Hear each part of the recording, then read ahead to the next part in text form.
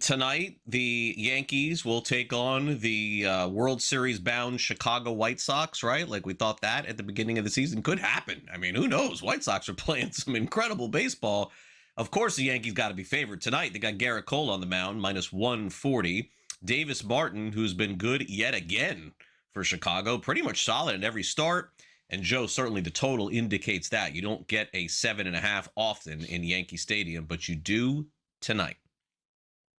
Yeah, I mean, I got to tell you, Chicago coming off of, Dodgers, Phillies, and Braves. I mean, that's a pretty good set with one rainout. They went 5-3 in 8 games against the 3 best teams in the National League there. So they are not a pushover. I mean, anybody thinking that the White Sox aren't for real, they're 38-32.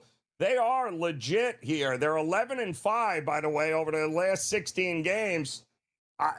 This is going to be a tough one. Davis Martin, you had said it, has been the surprise of the year. The kid has been absolutely lights out on the mound for him. Had a rough outing last time, 2 outings ago. Bounced back last outing. And, yeah, Yankees are going to have their hands full in this one. I kind of like the under. I specifically like the first 5 under here, Craig. I think we're going to have a bit of a good old-fashioned pitchers battle here tonight early on in this one. All right, tonight also the Indiana Fever back on the court, so that means it's a Caitlin Clark game. The star of the Fever, they're minus 8.5 tonight, 7 p.m. Eastern in the WNBA. They are taking on the Tempo tonight, and Caitlin Clark has some props out there. I see 20.5 on her total points here. The total in the game is 178.5. Again, Joe, Fever minus 8.5 tonight at home. Well, it was funny, Greg. It opened up 178.5, which you would expect because the Tempo, believe it or not, play with tempo. Yes, they love running up and down the court. And you've got, of course, the Indiana Fever, who's never met a 3 they didn't like to take. So I get it. But 178.5, I'm seeing 177s now, maybe even 176.5. So there is a little bit of under money coming here, but I wouldn't bet against Caitlin Clark and Aaliyah Boston at home in this spot here. It is a nice number at 6.5, but I would only lay it if I was playing in this game. I'll back the Fever at home to keep it rolling. Should be a good game tonight. We also have Giants-Braves back in some baseball action here. The Braves are minus 162 on the money line. Giants are plus 136. So let's wrap with this, Joe. Adrian Houser for the Giants was one of their one-year deals in the offseason. It has not worked out. He is pitching rough. Total 8.5 tonight in Atlanta. No Acuña for the Braves. Yeah, and the Braves have been going through it, right? Once the White Sox kind of smacked them a little bit. They lost Acuña, and now all of a sudden, they are slumping here a bit. But they do, I believe, get Drake Baldwin back in this game for them. That'll help the offense. And then you mentioned it. Houser, yeah, I'm going to take a team total over with Atlanta. I think the bats come alive here tonight for Atlanta, and they get it done, even with Holmes on the mound. The New York Mets had one of their typical nights last night. In case you missed it, they lost 12-0 to the Cincinnati Reds. It's been that kind of season. Things are even getting worse for them as they end up, losing Christian Scott. They placed him on the injured list. He's one of 2 starters that are now on the injured list, along with Clay Holmes. Kodai Senga is expected to return tonight to take on the Reds. Carlos Mendoza weighed in on what we could see. Do you have a plan yet for tomorrow?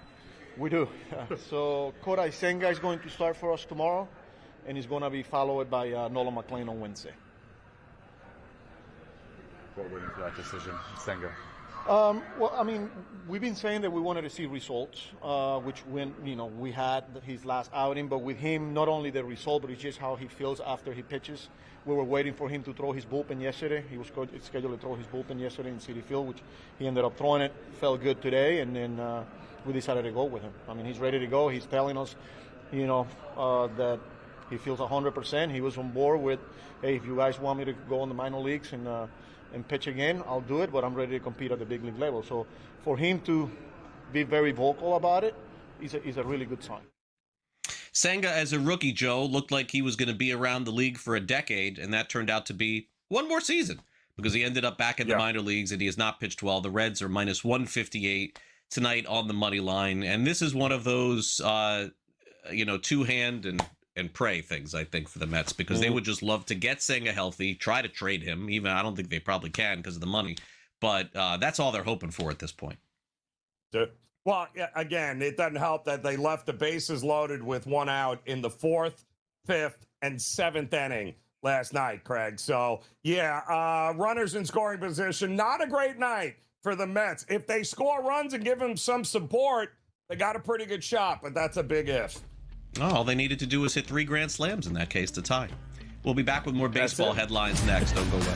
Welcome back to the early line. Real quick note here. We were speaking about the New York Mets. Christian Scott, one of their starting pitchers, placed on the IL yesterday. And then the corresponding move will just be to activate Kodai Senga. So Scott and Holmes both on the IL for the Mets. Mets are probably, I would guess, in trade mode here coming up in the next month or so. But we'll see. I mean, you never know. I mean, Cleveland did win 10 games in a row last year to put themselves in the playoffs, so can't rule anything out. Okay, we got injury news, Joe, on Spencer Strider. No surgery, so that's good news for him. He already had Tommy John surgery on his UCL and missed a full year, but he was pulled from Friday's start. His velo dropped to 88 miles an hour. So they said that he's got elbow inflammation, 4 weeks, and then a follow-up. Then he can start throwing. Braves probably just saying to themselves, hey, if Spencer Strider can come back and throw some innings in the postseason, we'll take it. But obviously his future, certainly very cloudy as far as what you can project from him. The Braves go into every season, if he's not the ace, thinking he's the number 2 or maybe even the number 3. I don't think you can do that anymore.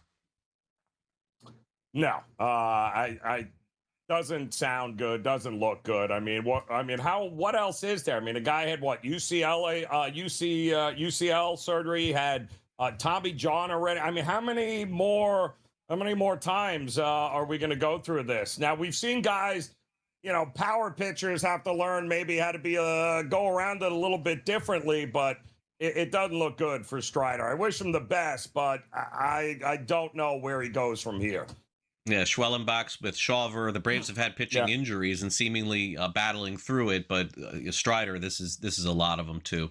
Okay, so the Cincinnati Reds look like they'll get Elly De La Cruz back pretty soon here. He's been on the injured list for a few weeks. He was hitting .280 with 12 home runs. Of course, he's one of the most dynamic players in baseball, participating in Home Run Derby and all those fun things with the Reds. So maybe they'll get him back over the next week or two. We'll have to go on a rehab assignment to make sure that he can run. So don't think that is coming this week. A very big suspension, Joe, in baseball. The reason why I mention this is because Padres reliever Ron Marinaccio has been suspended 3 games, and Craig Stammen, the manager of the Padres, 1 game after baseball ruled that he threw at Gunnar Henderson in the 9th inning. It looked like they threw at him in the 6th inning too, by the way. It looked like they were just going after him in that game. But, Joe, you don't generally see relief pitchers given more than 1 game suspensions. Usually it's 1, like with a max of 2. It's like the equivalent of giving a starter a 5 game, and then you just pitch on the 6th. But Marinaccio can't pitch for 3 straight days. So this is obviously intentional. Yeah, and I think they made it pretty obvious, too, that it was intentional there. And this was all because of the Xander Bogaerts getting crushed earlier in the series there. So a little bit of retaliation going on. But, hey, listen, this is as old as the game, right? This kind of policing yourself thing, and they'll serve the suspensions. I doubt either regrets doing any of it, because that's just how it works in baseball. The unwritten rules, Greg, right? They're alive and well in Major League Baseball. The St. Louis Cardinals this offseason traded a lot of players and traded a lot of all-stars. That included Brendan Donovan and maybe future Hall of Famer Nolan Arenado. And their attack this offseason, Joe, was just basically to hold court until about July and then trade everybody else because they're going nowhere. And that didn't work out. In fact, it worked out the other way. The Cardinals are in the mix, and they signed what I thought was a very curious player in the offseason, Joe, and Dustin May to a 1-year contract. A kid in L.A. who showed all the promise in the world in the postseason, but just couldn't stay healthy. They signed him to a short 1-year deal.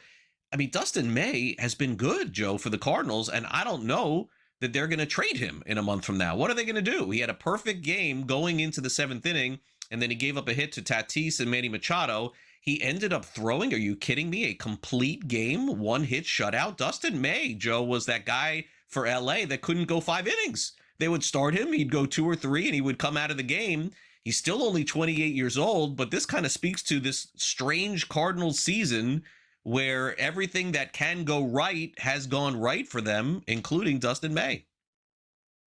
he struck out the side in the 6th and the 8th inning there, Craig. I mean, the ball is moving, shall we say. He's not overpowering guys, but the location and the ball movement on his off speed has been tremendous. And he kept them, Craig, I'm talking on edge. And let's face it, the Padres lineup has been struggling a little bit, but my goodness, to allow him to go 9, that was impressive, man. That might be one of the best outings we've seen from him in a very, very long time. Maybe ever, I would say. And he was, great when he would come in the game. He's got that red hair flowing, Joe. He's striking out the side. Remember, for innings at a time. But, certainly I didn't see this coming, for Dustin May.